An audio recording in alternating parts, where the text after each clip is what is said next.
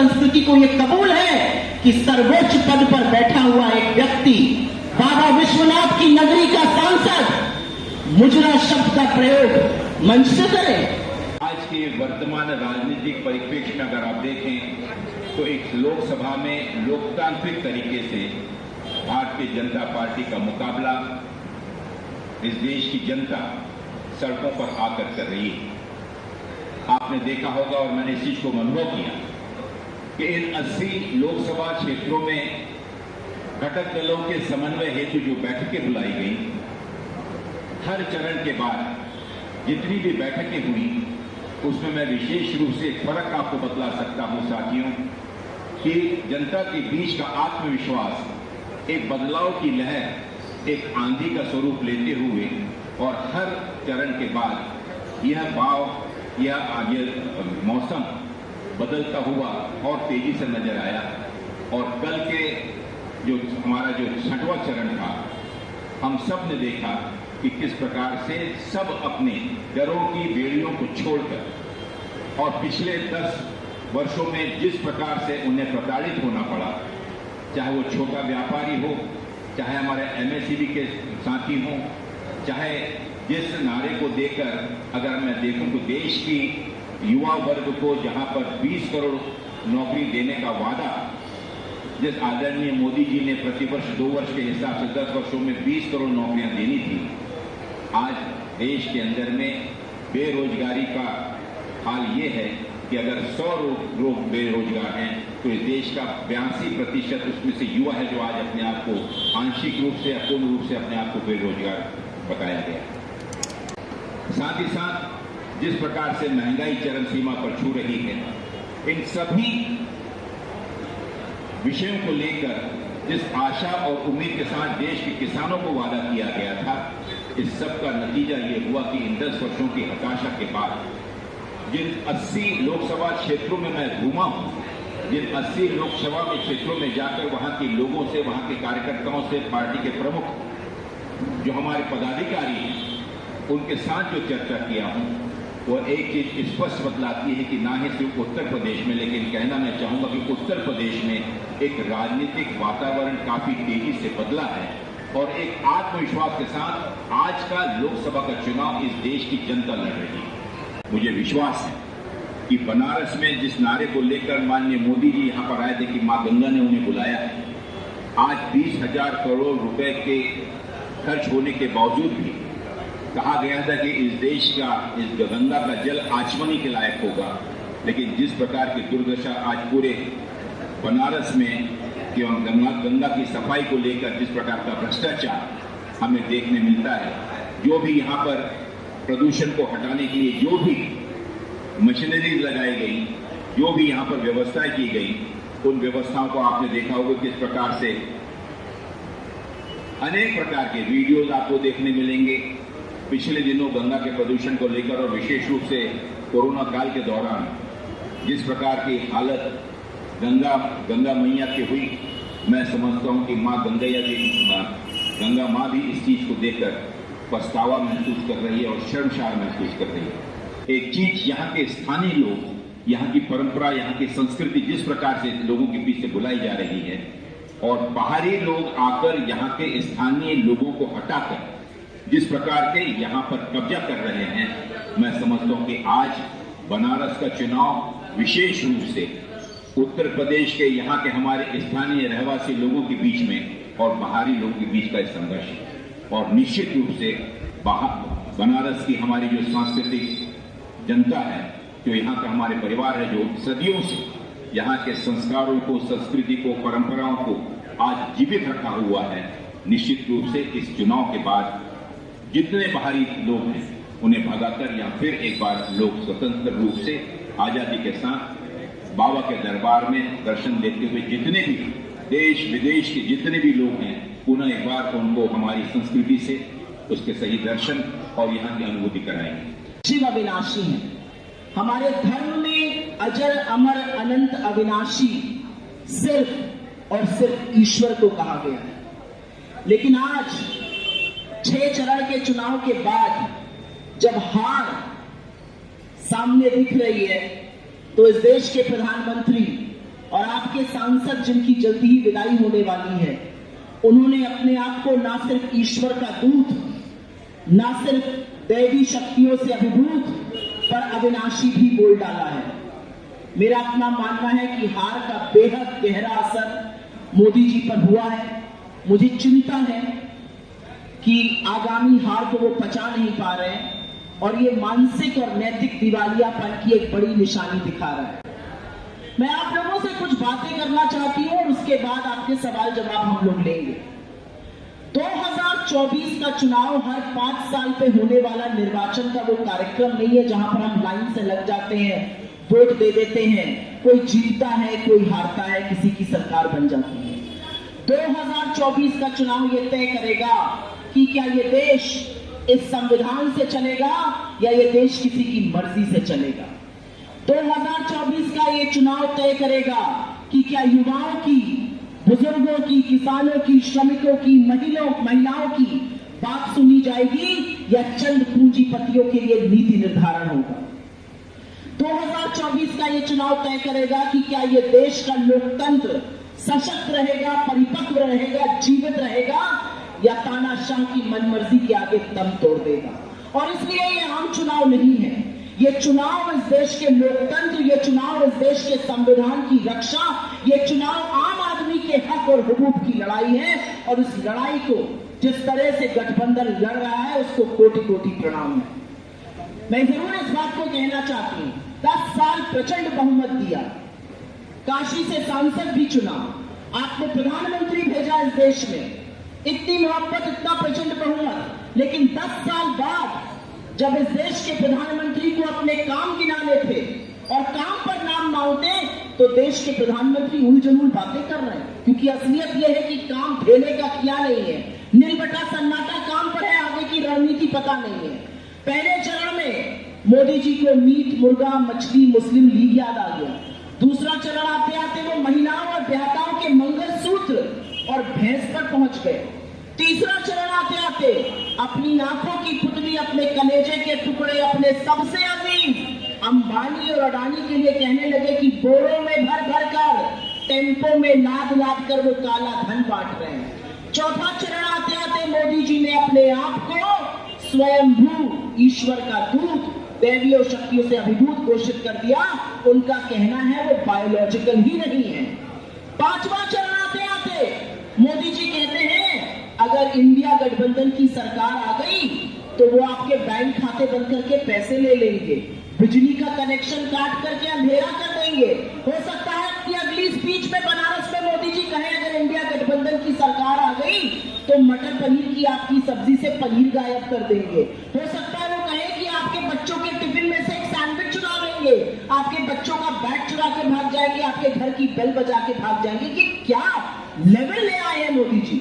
और असलियत यह है कि छठा चरण आते आते इस देश के प्रधानमंत्री ने वो किया जो किसी राजनेता ने इससे पहले नहीं किया था। अपनी हारी हुई बाजी की अंतिम चालें चल रहे मोदी जी घिनौनी गंदी राजनीति पे उतर आए और मुजरा शब्द का प्रयोग इस देश के प्रधानमंत्री ने चुनावी मंच से एक बार नहीं बार बार किया। क्या हम नहीं जानते कि मुजरा औरत विशेष के लिए होता है? क्या हम नहीं जानते कि आधी आबादी का इससे बड़ा अपमान कुछ नहीं हो सकता है? किस स्तर पे मोदी जी ले आए हैं? हार जीत चुनाव में होती है, मंच से हम एक दूसरे की कटु आलोचना करते हैं, तीखे प्रहार करते हैं, आरोप प्रत्यारोप करते हैं, एक दूसरे के ऊपर लांछन लगाते हैं, लेकिन मुजरा शब्द किसी राजनेता ने इसका प्रयोग नहीं किया और इस देश का प्रधानमंत्री मुजरा शब्द का प्रयोग कर रहा है। क्या काशी की जनता, क्या आपकी संस्कृति, क्या भारतीय संस्कृति इसकी परमिशन देती है, इसकी आजादी देती है? क्या भारतीय संस्कृति को यह कबूल है कि सर्वोच्च पद पर बैठा हुआ एक व्यक्ति, बाबा विश्वनाथ की नगरी का सांसद मुजरा शब्द का प्रयोग मंच से करे? ये सवाल काशी की जनता को इसका जवाब देना पड़ेगा, क्योंकि यह आधी आबादी का अपमान है। और मैं चाहती हूं कि आधी आबादी ऐसा सबक सिखाए नरेंद्र मोदी को कि उनको याद रहे कि आधी आबादी के बिना जिस धर्म की बात करते हैं उस सनातन धर्म में महिला को शक्ति का स्वरूप कहा गया है। यत्र नार्यस्तु पूजयन्ते रमन्ते तत्र देवता। और वहां पर आप मुजरा शब्द का एक बार नहीं 3-3 बार अपनी बीच में प्रयोग कर रहे हैं। ये दिखाता है किस हद तक मोदी जी बौखला गए, क्योंकि उनका मीडिया, उनका चुंबक मीडिया, उनके तंत्र, उनकी एजेंसी, उनका धनबल भी उनको ये चुनाव नहीं जिता पा रहा है। पहले मोदी जी आते थे, काशी में नॉमिनेशन करके चले जाते थे, फिर अपना विनिंग सर्टिफिकेट लेते थे। आज मोदी जी 4-4, 5-5 बार आ रहे हैं यहाँ पर, क्योंकि गठबंधन ताकत से लड़ रहा है। अजय राय जी ललकार के बोल रहे हैं, काशी का विकास क्या हुआ उसका जवाब दो। अभी अविनाश पांडे जी ने आपको पूरा विस्तृत बताया। मां गंगा में एफिडेविट देकर हाईकोर्ट में सरकार ने बताया है 40% नालियां मां गंगा में बह रही है, मृत गाय मां गंगा में बह रही है। क्या हुआ है काशी का? काशी को क्योटो बनाने का सपना था, काशी को वेनिस बना डाला। बारिश होती है, सारी सड़कें भर जाती हैं और ऐसा लगता है कि ये वेनिस है, क्योटो से बहुत दूर है। लेकिन मोदी जी की ज्यादा बात ना करके मैं 48 पन्ने के इस न्याय पत्र की 2 मिनट चर्चा जरूर करना चाहती हूँ। यह 48 पन्ने का न्याय पत्र है और इसमें भविष्य का खाका है। इसमें उस भारत की नींव रखने की बात है जहां पर युवाओं की, महिलाओं की, श्रमिकों की, किसानों की, हाशिए पर पड़े लोगों की बात सुनी जाएगी। इसमें पूरी तरह से हम डंके की चोट पर कहते हैं, और ये हमने घर पर बैठकर, कमरे में 1.5 लोगों ने बैठकर अडानी की चिट्ठी पर नहीं बनाया है। हमने वचन दिया है लोगों को कि हमारी सरकार बनेगी और 15 अगस्त 2024 से हम फटाफट लोगों को रोजगार देना शुरू करेंगे और बिल्कुल फटाफट लोगों को रोजगार देंगे, जिससे लोगों को 30 लाख लोगों को सरकारी पद जो खाली पड़े हैं वो भरे जा सके। ग्रेजुएट और डिप्लोमा धारकों को हम पूरी तरह से 1 साल का स्टाइपेंड देंगे, जिससे उनकी ट्रेनिंग भी हो सके। 1 लाख रुपए सालाना, मतलब 8500 रुपए महीना। हम अग्निवीर योजना को पूरी तरह खत्म करेंगे और जिस तरह से सेना में पहले नियुक्ति होती थी उसको बहाल करेंगे, क्योंकि सेना का एक काम है जो ठेके पर नहीं हो सकता है। 73 साल का प्रधानमंत्री आपसे 5 साल हर होर्डिंग पे झांक के मांग रहा है, लेकिन 24 साल के युवा को कहता है तुम रिटायर होकर घर चले जाओ। मैं उसके बाद 1 मिनट बात पेपर लीक पर जरूर करना चाहती हूँ। जब राहुल जी चल रहे थे उत्तर प्रदेश में, बिहार में, झारखंड में, पेपर लीक एक इतना बड़ा मुद्दा है कि बच्चे मेहनत करते हैं, माँ बाप रात की 1 रोटी कम खाते हैं, गाजर मूली की तरह रेलवे में, बस में लड़के लड़कियां भर कर जाते हैं, पेपर देते हैं और पेपर देने के बाद पता चलता है पेपर लीक हो गया। वो निराश हो जाते हैं, लेकिन अब निराश होने की जरूरत नहीं है, क्योंकि हमने अपने मैनिफेस्टो में डंके की चोट पर कहा है कि हम पेपर लीक के खिलाफ एक ऐसा कानून बनाएंगे कि लोगों की हाथ कांप जाए और दिसंबर 2023 तक के एजुकेशन लोन भी हम माफ करेंगे। मैं आधी आबादी की पूरी बात करना चाहती हूँ। आधी आबादी को जितना सुरक्षित मोदी जी ने रखा उतना किसी ने नहीं रखा। मातृशक्ति के नाम पर वोट वो प्रधानमंत्री मांग रहा है जिसका मुंह IIT BHU के गैंग रेप पर नहीं खुलता है, और IIT BHU के वो गैंग रेपिस्ट बीजेपी की IT सेल के मेंबर है, चाहे वो सक्षम पटेल हो, चाहे वो कुणाल पांडे हो, चाहे वो आनंद चौहान हो।